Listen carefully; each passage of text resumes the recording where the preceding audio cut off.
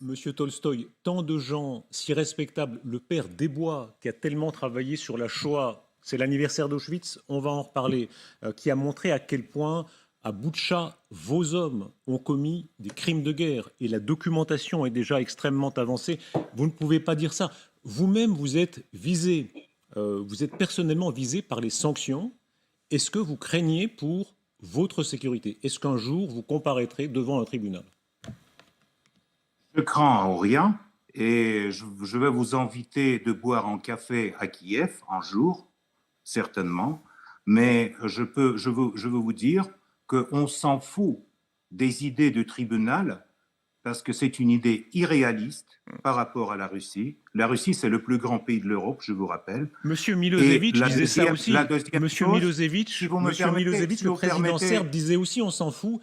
Il a fini devant un tribunal à La Haye.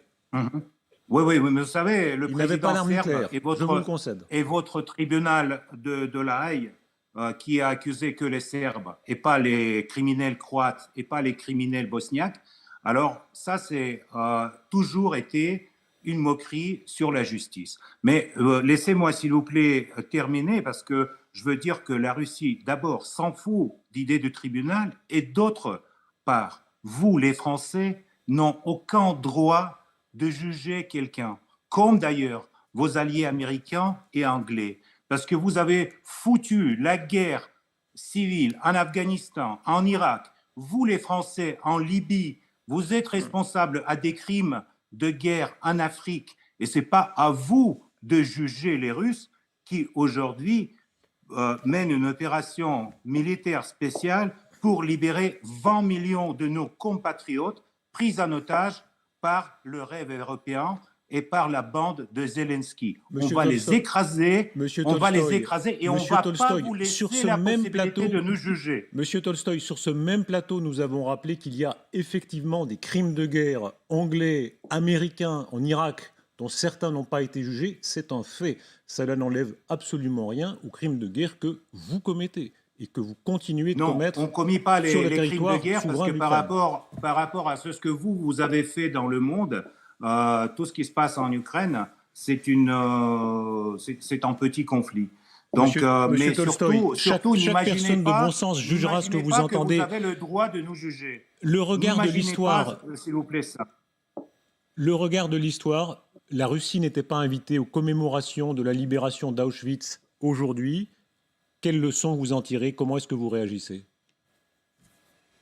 Ça, c'est encore un exemple d'hypocrisie occidentale et européenne de ne pas inviter ceux qui ont libéré Auschwitz. Et au lieu de Russes, qui on a invité? On a invité les représentants de LGBT. Génial. À mon avis, ça en signe d'une dégradation politique, morale et dégradation historique de l'Europe.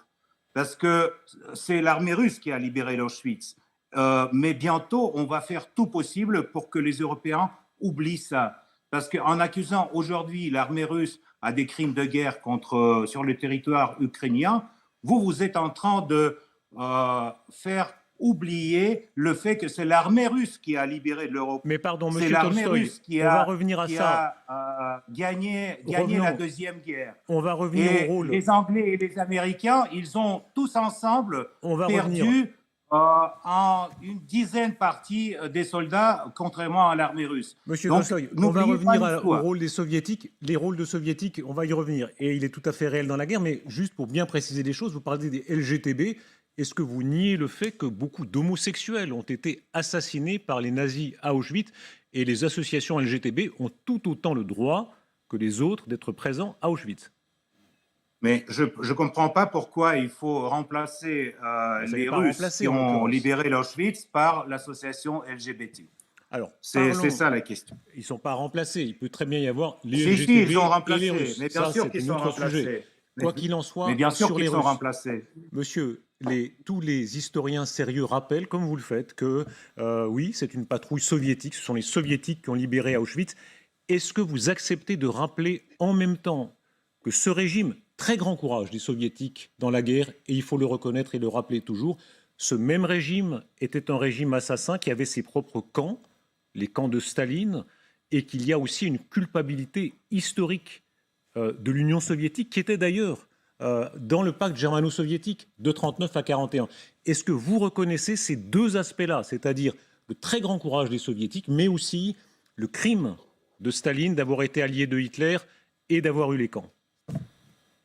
Oui, bien sûr, on va le reconnaître, mais juste après que vous reconnaissiez que les Français ont tenu 40 jours contre les Allemands, et dans 40 jours, il était à Paris, tandis que l'Union soviétique, pendant 4 ans, les a complètement écrasés. Et après que vous reconnaissez tous les crimes de gouvernement Vichy, etc. Donc, n'importe quel pays a des circonstances historiques qui peut-être peuvent être voir d'un angle ou d'un autre, mais ce qui compte, c'est le résultat. Et le résultat, c'était la libération de l'Europe, et notamment, c'est la participation de l'Union soviétique dans cette guerre, et le fait que l'Union soviétique a gagné cette guerre a fait que la France, aujourd'hui, ne parle pas allemand.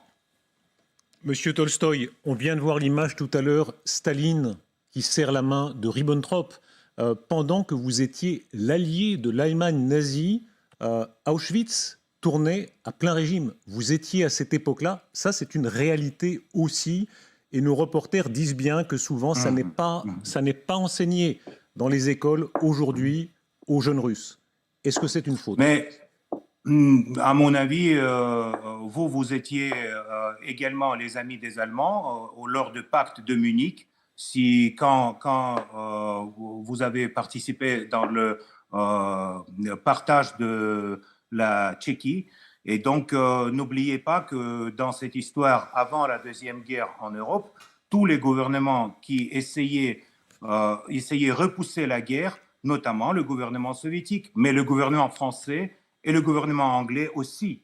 Donc, si vous voulez donner des leçons d'histoire, il faut être plus prudent et plus objectif. Et tous ces moments sont évidemment font partie des livres, des bouquins historiques ici en Russie.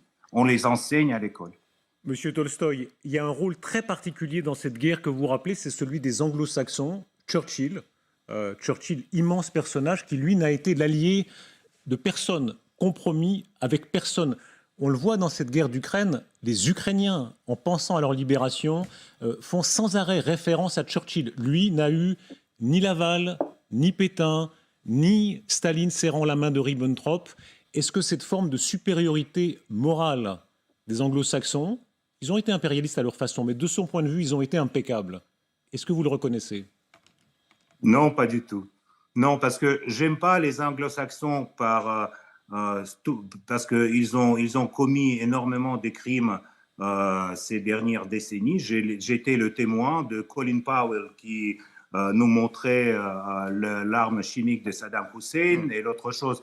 Donc malheureusement, c'est des gens sans morale et qui n'ont rien à voir avec la génération de Churchill. Donc Churchill, on peut avoir un respect de lui, mais je vous rappelle que tous les grands événements en Europe terminent par Yalta.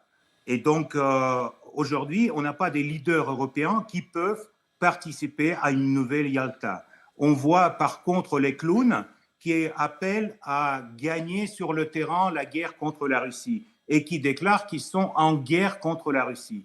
Donc, nous, on a le temps devant nous. On va gagner cette guerre et on va attendre que ces clowns partent et on va voir si on peut organiser une nouvelle Yalta si jamais vous trouvez les personnages comme Churchill dans le politicum existant aujourd'hui dans des pays Monsieur européens. Tolstoï, la mobilisation, vous avez fait une première guerre, opération spéciale selon le mot, puisque vous refusez à prononcer le mot de guerre, puis une mobilisation plus grande.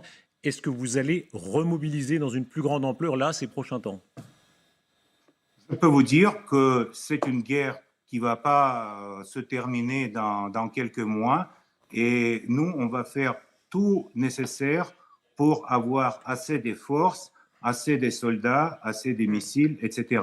Donc, on connaît bien des légendes distribuées par la presse occidentale et par les gens qui malheureusement mentent à leurs téléspectateurs et leurs écouteurs que la Russie a déjà il n'a pas de missiles, que tout est terminé, que la Russie a perdu le territoire, que la Russie a perdu la guerre. On n'a pas encore commencé. On n'a pas encore commencé. La vérité du terrain le dira, effectivement. Merci beaucoup d'avoir été notre invité. Merci à vous. Merci Nous à vous. revenons. Merci. Merci aussi